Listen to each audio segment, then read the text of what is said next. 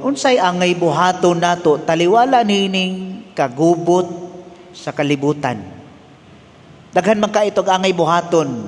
Usahay maglibog na taon say iset ato nga mga priorities. Bisan sa madlaw-adlaw natong gibuhaton usay malibog tayo say unahon. Manglaba, magluto, malampaso, naa pa ba na ron? Unsay angay buhaton tungod sa kadaghan, tungod sa angay puros tanan priority. Dili na ta makapangita og igong panahon diha sa kahilom. Ug tungod ni ana, dili nato madungog ang mensahe sa Dios. Dili na ta mamahimong conscious kung asa ang Ginoo, kung asa ang iyang lihok sa Espiritu Santo kanato sa matag adlaw. Ang atong mga pagbasa nagpahimangno kaayo kanato sa pagpangandam ug sa paglaom. Nga mausap atong gisaulog karon San Juan sa krus o sa kapari og doktor sa simbahan nga sa iyang bahin, iyang gibiyaan, iyang kaugalingon, deny himself haron sunod sa tawag sa Ginoo.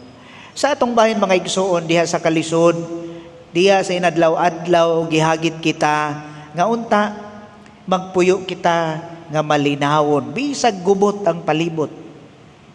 Dili na siya sayon.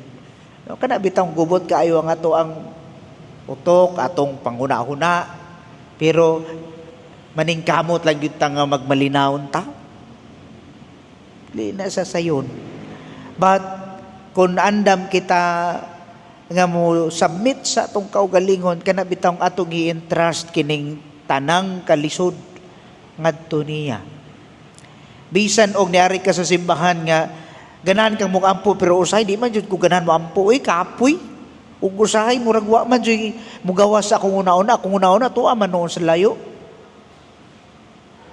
Sige lang, tao man ta, no?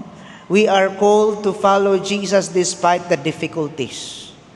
Wala man nag-ingon nga ang nanulod sa simbahan mga santos, kitang tanan puros rata mga samaran, kitang tanan puros ta mga dili angayan.